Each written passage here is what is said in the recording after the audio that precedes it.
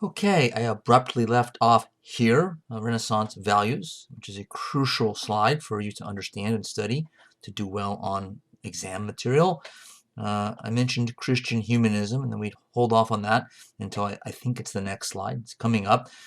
Secularism means non-religious in a very general sense, but here we're talking about something a little different, a different kind of way of thinking of secularism, because all Europeans really, and all of the thinkers and artists of the Renaissance were quite religious. I think I've already mentioned Michelangelo in that regard, seriously religious. But I'm taking words right out of the mouth of our lovable textbook author, Professor Perry, when he says religion increasingly had to compete with worldly concerns.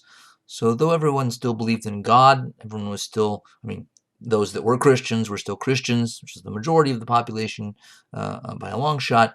But increasingly, it was seen as sort of okay and not a bad thing, not a sinful thing, to think about success, worldly success, making money, being successful, being powerful, concerns about this world in a way that previous thinkers and the earlier church in the Middle Ages had not really sort of been prone to doing.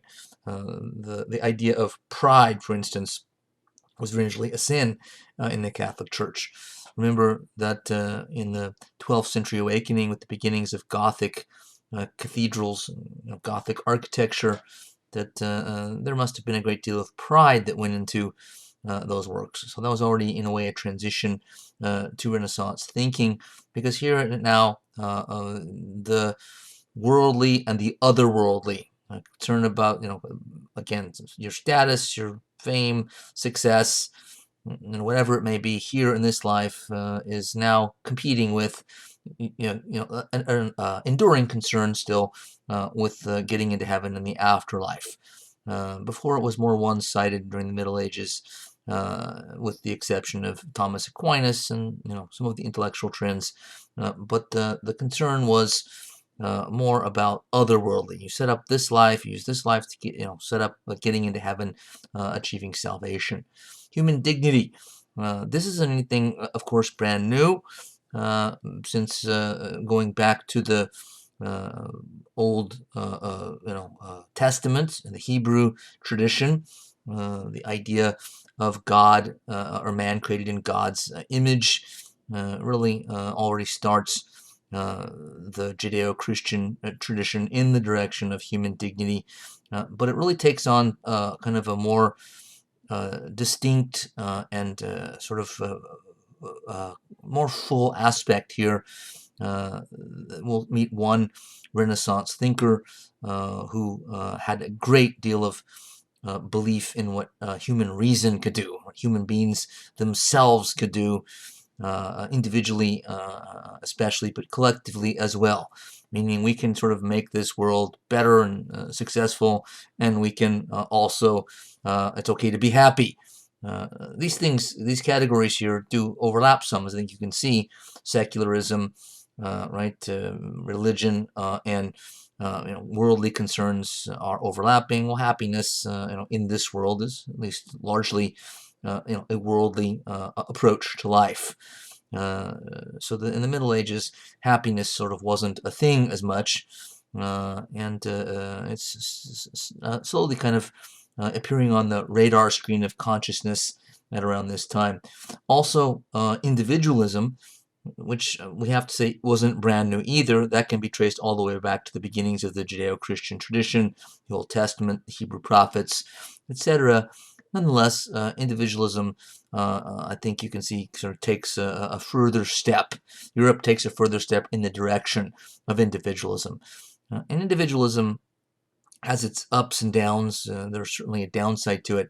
But I think if we trace this and further, even further than this class can go, because of the time constraints and where we stop, but we'd see that this, of course, blossoms into a lot of positives, along with some of the negatives that we might think of initially when we think of individualism. We think of selfishness, but I don't think that's necessarily the only thing. Certainly not the main thing, or certainly not the only thing, and not even the main thing. Critical inquiry. Again, this is already going on to some degree in the Middle Ages. Thomas Aquinas, Peter Abelard, other scholars of that period were already using reason and logic, disputation and debate in universities and elsewhere to try to understand the world. So critical thinking. Again, getting back to Jacob Burckhardt and a critique of Jacob Burckhardt, which I'm on sort of the side that criticizes his thesis because I don't believe that the Renaissance here, all these values, they're important, and they do certainly kind of crystallize here and kind of take a more complete form, but they're not new. Critical inquiry we can sort of trace back certainly to the ancient world, but it's still connected through the Middle Ages into the Renaissance as well. We'll see some examples of these in individual thinkers and figures of the Renaissance following. Renaissance humanism, I said we'd come back to this. In many ways, this was an educational program, a kind of a curriculum that developed. So an educational and cultural program to revive and modernize the ancient classics. So one of the definitions of Renaissance humanism is a revived interest in the ancient world. Remember I said earlier that it was the Renaissance thinkers like Petrarch here, Francesco Petrarch, sometimes considered sort of the father of humanism, that first coined the phrase Dark Ages to refer to the period that they were still kind of living in and kind of at the tail end of.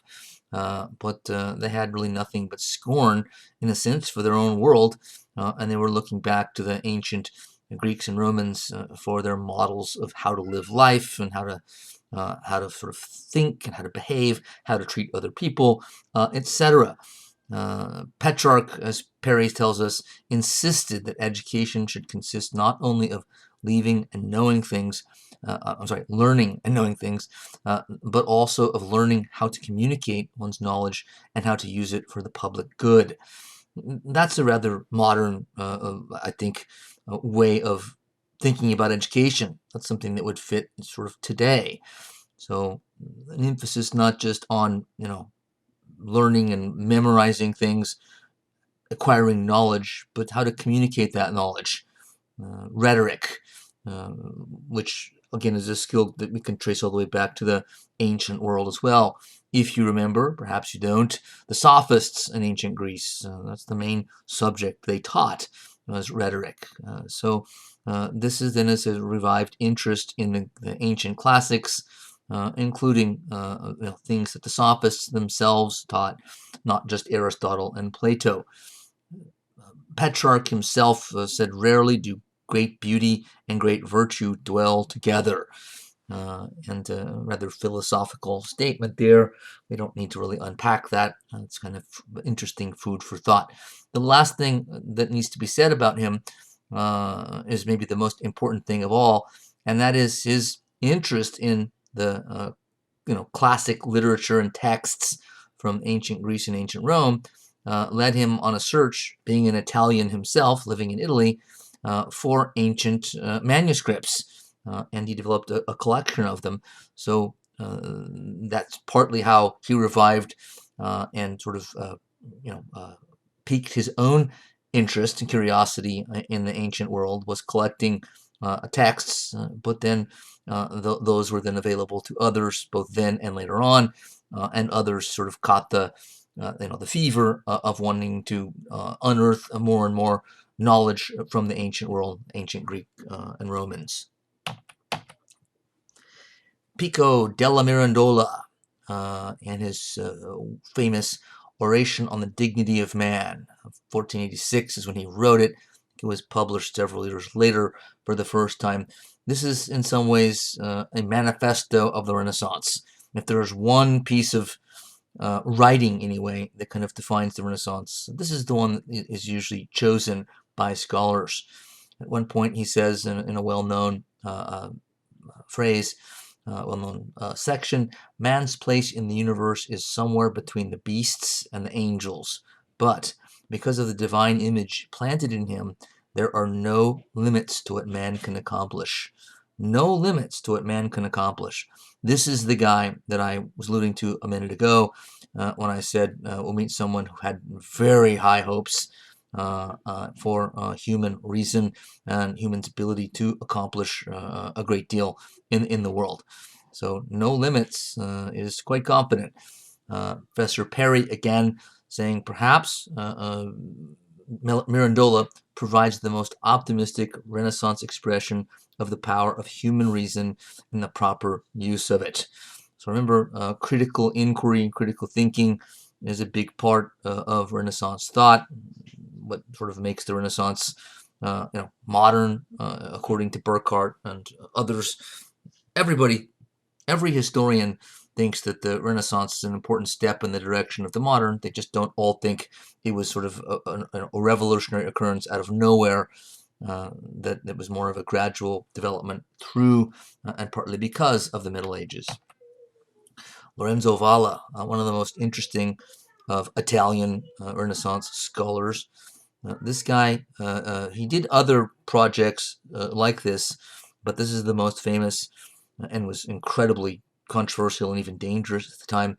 But there was a document going back centuries called the Donation of Constantine, supposedly written by, signed by the emperor of that name, one of the great emperors of the Roman Empire. And that document had been used ever since by the Catholic Church as evidence that the church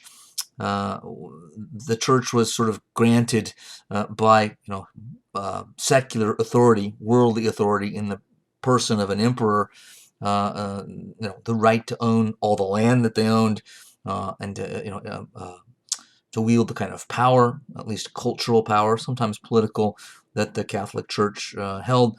And so the popes and other church leaders took advantage of this as sort of a bedrock piece of evidence that showed that, hey, all the power and land that we have, that was given to us by Constantine. It's totally legal and on the up and up.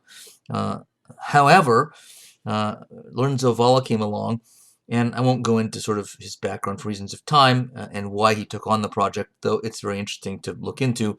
But he studied this and, in a sense, researched it and declared the donation of Constantine a forgery. How did he do this? How did he know? He was right, by the way. It was a forgery. And we don't know who forged it or when. We don't know if it was a pope that put somebody up to it, or somebody else in the Catholic Church did, and maybe even fooled a pope or more, thinking it was real. Hey, I found this document, Mr. Pope. So we have no idea about that, but we do know that this was a forgery because of Lorenzo Valla. So what did he do? What's sometimes referred to as textual analysis, and applying critical thinking skills. Textual analysis meant that he looked at the document itself and other documents that were written, that he knew were written in Constantine's time period, and sort of compared the language, the spelling, the words that were used, phrases that were used, and came to the conclusion that this couldn't have been written during the time of Constantine. It had to have come later, because some of the wording, some of the phrases, some of the words themselves, some of the spelling wasn't used. Those constructions weren't in existence at the time. They only came around later. So and this is held up over time. And since it was a huge deal to essentially dethrone this important document, Valla put himself in serious trouble and had to watch out for watch behind his back after this. I'm not kidding. But this is a good example of the kind of critical inquiry that we see in Europe, in the Renaissance, and increasingly after the Renaissance. This is the kind of project that becomes sort of part and parcel of European thought, philosophy, science, eventually, etc. Niccolo Machiavelli, one of my favorites to talk about. He might be the most gifted thinker and writer that we'll see in this unit. Machiavelli was a Florentine from Tuscany, Florence, and at times he was a fairly high official in the government of Florence, again, one of the most powerful Italian city-states. He was a diplomat, was sent out to negotiate treaties and trade deals, I suppose, with other city-states. He designed a citizen militia for the city-state they lived in Florence. So he was a pretty high-ranking guy there who had a lot of, did a lot of important things in his career. However, there were lots of twists and turns in Italian city-state politics of the day, and he found himself out of a job when there was a coup and one family was ousted by another. This is partially the comings and goings in power of the Medici family. Sometimes they're in power, meaning running the government. Sometimes they weren't, though they were still powerful and wealthy outside. But Machiavelli then got caught sort of outside. He spent some time actually in jail when his side lost and fell from power. I think he was even tortured to some degree, but he was eventually let out and put under house arrest, which meant that technically it means you're supposed to stay in your house. But in reality, what it meant is you're not supposed to be involved in politics, and don't go away too far, or don't start negotiating with other people in other places. Stay pretty close to home where we can keep an eye on you. And so a guy like him, the keen mind, well-educated, needed to do something with his time and his brain. So he decided to read and study and write. And he said in a very interesting quote, I always forget the exact quote, but I like it because it kind of fits me as well. But he says, I like nothing better than after dinner and everyone else in the house is asleep to go into my study and just sort of lose myself in my books. So I can relate.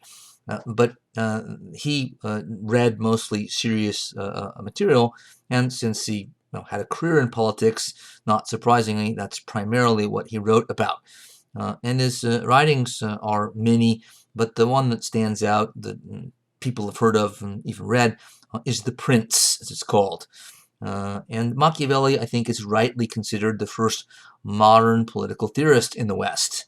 So again, the word modern comes back, and here we have a Renaissance thinker who is a political theorist, a writer about politics and political philosophy, who's very modern in his own way. Partly modern because he doesn't invoke God to talk about how to wield political power or the justification for political power.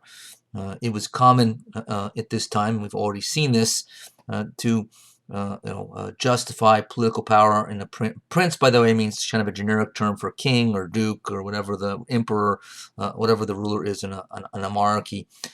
So we're used to seeing religion invoked, so that so and so rules as king with God's blessing, and blah blah blah.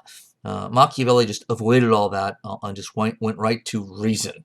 So again, critical use of reason here is one of the things that makes this modern.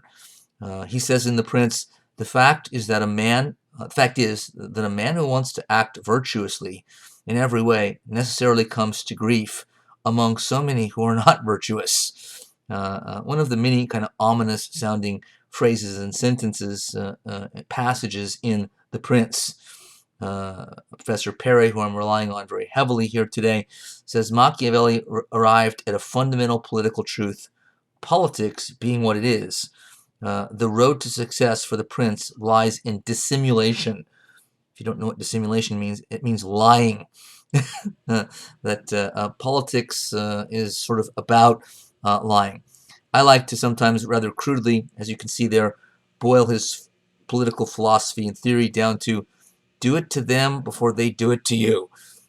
So this really is shows a pessimistic view of human nature on the part of Machiavelli, and sort of a rather suspicious one, which might be warranted.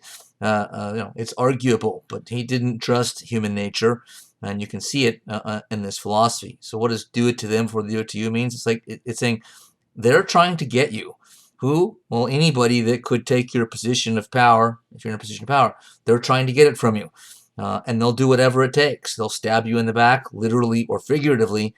So you need to beat them to the punch and find a way to put them in their place before they even get a chance. So if they're gonna. So he's saying they're probably gonna do something dishonest that requires lying and cheating and stealing to bring you down. So you might as well sort of do all that stuff to them first.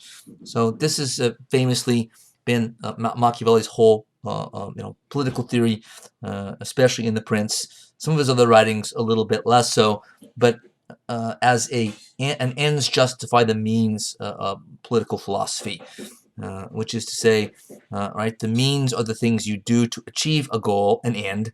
So if it's an ends justify the means type of thinking, what that means, pardon the play on words there, is that if the ends, the goal, is worthy enough, then anything that you do to achieve that goal is justifiable, which is hardcore, to put it mildly. So if the goal is important enough, if you can be certain, or you are certain, you think you're certain that the goal is worthy enough, legitimate enough, then whatever you do, lie, cheat, steal, kill, murder, imprison, torture, take your pick. So Machiavelli is sort of the ultimate realist as a political philosopher. This wasn't theory that he was sort of suggesting that rulers and princes do that they'd never thought of before. He was in many ways just keenly observing Italian politics and sort of writing down in a more organized, intellectualized way what rulers and leaders are already doing. He just happened to notice all the cruel little tricks that they did. So another way to think of this would be to see Machiavelli as sort of giving the Prince, this book. It's a short book. You can read it in a day. You can find it anywhere. It's a great read. But he's giving advice to a prince, any prince. He's giving political advice. So that's what the book is. So he's telling princes, here's kind of the rule book, the handbook for how to be an effective prince. And he doesn't think you should be a nice guy, or he doesn't think you should necessarily be a cruel guy. You could be either or both, depending on the situation. So this is, I think, the best way to kind of sum him up, is that he's saying the goal is power. That's the ultimate goal, and that is a legitimate goal. If you're in power or have a chance for it, right? There's so many others vying for it to get there before you or to take you down if you're already there, that whatever you do is necessary. And he would even argue, of course, that with stable power, even if it is wielded in such a sort of brutal, realist way, is still good for stability and benefits citizens, at least in being able to maintain law and order and stability and security. So it can be justified that way as well. But he's saying whatever it takes to enhance, acquire, to maintain power, you do it. So if it means being nice and being religious, or at least looking religious, then do it. If it means if it requires you to be cruel and use violence, then do it. Whatever works, do it. So you can be virtuous and moral if the situation is right for it. But if being sort of the nice guy, doing, well, I'm going to do what's morally right, if that's not the best thing to enhance or maintain your power, then you don't do it that way. At least I'm not saying that's my belief. That's Machiavelli's theory. There is another twist to this, or a complicating factor, and that is scholars to this day disagree about whether Machiavelli was actually giving this advice to princes, or theoretical princes, would-be princes, or if he was criticizing this type of power politics, this type of realist politics, and just couching it. And this was just kind of his stylistic way of doing so, which is to sort of put it in a way, write it down in a way that looked like it was giving advice to someone to employ these methods, when in fact he was actually criticizing them.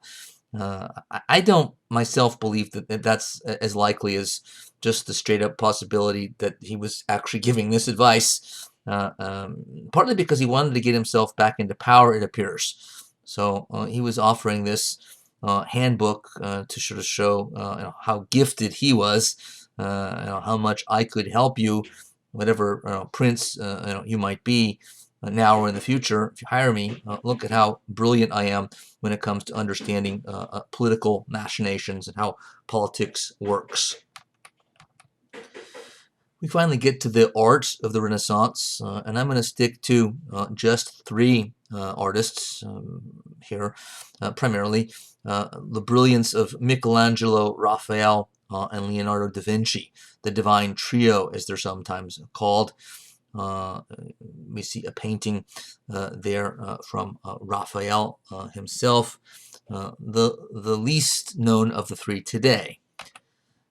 And we'll start with maybe the second most known, but perhaps the greatest genius of the Renaissance, at least in terms of art. And this guy could do it all. So paint, sculpt, and architecture and everything in between. And an unbelievable genius. These days, historians don't really focus on individual genius too much. Most of them don't, but I like to, and I think it's important. I think it's important to recognize genius in any field, whether it's military, in sports, in arts, in writing, in science, whatever. There are some people that just stand out, and through astounding works, or astounding careers, and a body of work, and this guy's one of the absolute all-time greats in the history, at least of Western art. His statue of David on the left is about, I think, 18 feet high. It's in Florence. I've had the opportunity to see it in person, and it's awe-inspiring. If you look, I mean, this is chiseled by hand out of marble. Right, till you make a mistake and oops, there goes the hand or the arm. And look at the anatomy, the muscle structure. He's even got a bit of a six-pack there. But to even sculpt that to figure to look at all human, let alone to look like it's actually kind of lithe and loose, right? It looks kind of relaxed. It looks like his hand is kind of just dangling down realistically. Like when I'm not an artist myself, but when I used to draw things when I was a kid and in high school, whenever I tried to draw a human being, it was always looked totally stiff, like a stick figure. That doesn't look at all stiff. That looks like a person breathing practically. And he did it with a hammer and chisel. So it's hard to even explain how somebody could be that good of an artist. He did train as a young man. His father was a stone cutter. And there were a lot of Renaissance artists who came from stone cutting families, which makes some sense because stone cutters, it was a craft, an artisanal, a job, but there was a certain amount of creativity in it, and you had to know different types of stone very well, so which could be of use in sculpting as well as architecture, that you see here as well. So the architecture, that's St. Peter's Basilica in Rome, which he was one of many great artists to work on, but he basically did most of the design for it. The painting you see here is the Sistine ceiling in the Vatican in Rome, and it is on the top of a ceiling. It's an astonishing painting. He laid on a scaffold for weeks and weeks and weeks painting a ceiling. So there's a scaffold that went all the way up right to almost the top, and he laid on his back and then painted up above him while laying on his back. and that's only one small piece of the ceiling, but it has figures, subject matter from the creation, book of Genesis, and so appropriate for the Pope in Rome. And it's still there. You can see cracks in it now. But again, if you ever have a chance to see that in person, it's awe-inspiring. The beauty of it, and when you just think about, wow, how did anybody actually do this? Again, as it says at the top, an astounding genius. The Pietà, one of his most famous sculptures on the right. Again, you can see how realistically this guy was able to chisel away marble, to make the human body and human beings, present them in a very realistic way. That's a closer up version of it. If you think about that, look at that for long enough, and if you see it in person, it's even more magnificent. Look at the folds in the clothing. And I'm not an art expert, but I've read enough about this and seen enough of his art that it really just sort of blows you away when you start thinking about how does he go about doing something like that? That takes a lot of work and a lot of talent at the same time. I did mention that he was the son of a stonecutter in and around Florence, and one of the de Medicis happened to sort of actually see him. He was already doing art at a young age on his father's property. I'm sure he was working for his father, doing stone cutting too. And the de Medicis happened to sort of see him and like, who is this kid? He's incredibly talented. And they eventually got the father's permission to let Michelangelo live with the de Medicis, the richest and most powerful family in Florence. So in some ways, he was actually brought up. He went home sometimes too, but he lived for long periods of time with the de Medicis, with guys his age in the de Medici family. They were young, kids, 13, 14, 15. I think it's when he first started living there, that grew up to be popes and cardinals in the church. The de Medicis got at least one, they had two popes eventually.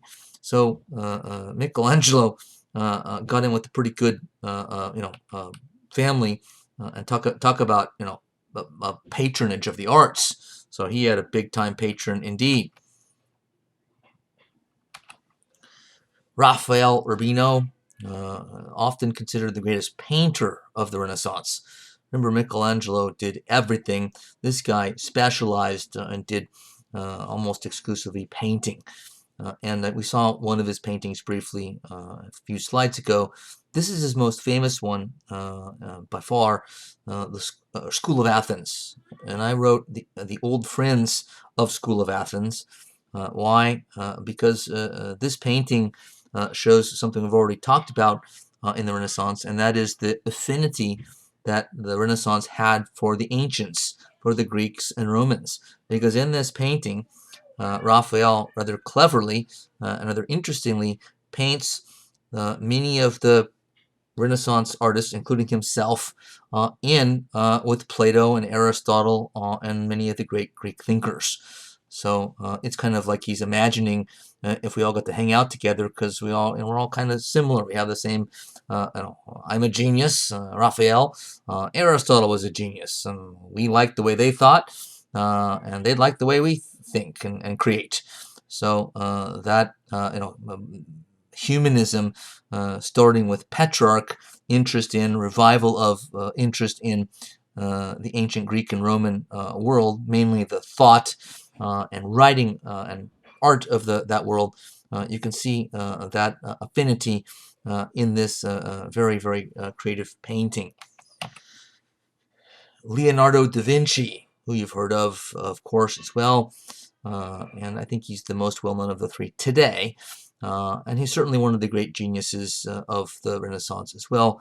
Da Vinci, however, actually became known as the guy who doesn't finish things, the great artist who often doesn't finish what he starts.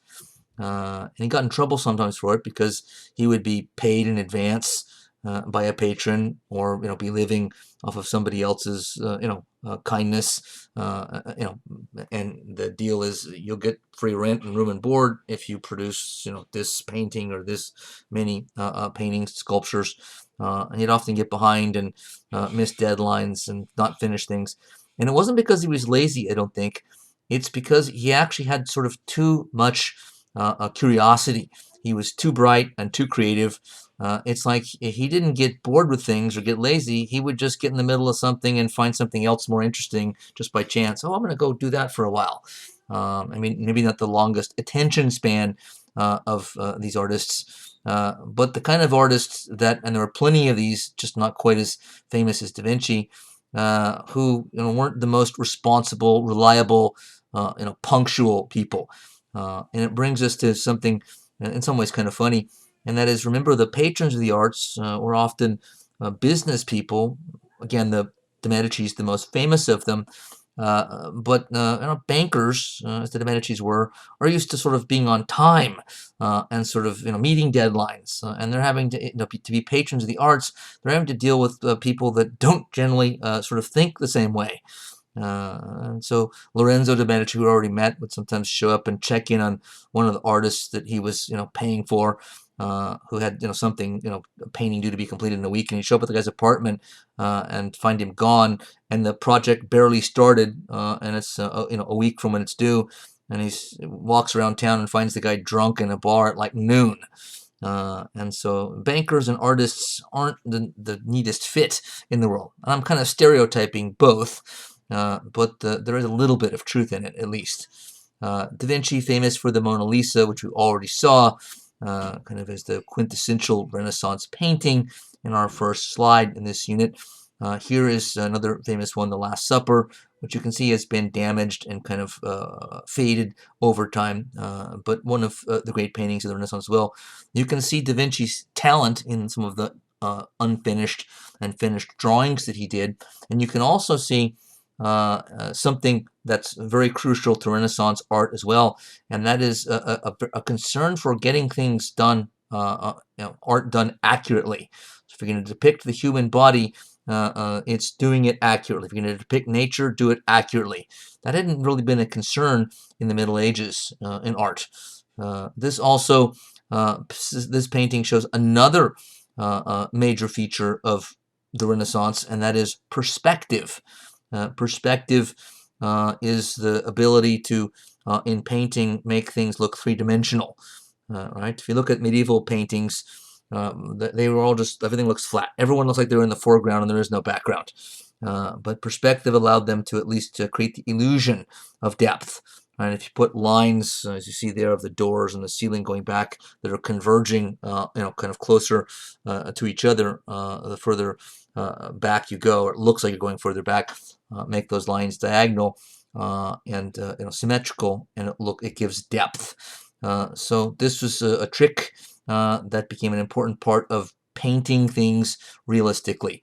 Da Vinci, you can see on the left, knew the human anatomy. He knew bone structure. How did he know? Well, he studied a great deal. Again, a guy that was the Renaissance man, if there ever was one. Right? We usually call a Renaissance man someone that's kind of gifted a lot of things and interested in a lot of things. And Da Vinci was sort of the quintessential Renaissance man. But one of the ways he sort of drew things so accurately, that's the arm and hand, is he dug up cadavers and like dissected them, like doing an autopsy, only he was doing it to learn, again, sort of the human bone and muscle structure, primarily to paint. But we should also remember that these guys thought of themselves also kind of as scientists as well. And that drawing on the left, I think, shows it. So they wanted to, make art more realistic looking, but they also believed they were doing important work in sort of putting forward knowledge in one way or another. And Da Vinci maybe is the best example of it, but he's not the only one. So there is a connection then between art and science, probably best seen in this famous person's work. How did the Renaissance challenge the great chain of being? I'm going to let you ponder that question. That's another great Renaissance artist, Donatello's smaller statue of David, which is one of the greats of the period as well. But it might be of profit to you to look back on these slides, or think back with your notes if you're taking them, and think about the ways in which the Renaissance challenged the great chain of being, sort of the static, set hierarchy of things that weren't supposed to change. What did the Renaissance actually change that violated the idea of a static hierarchy, great chain of being?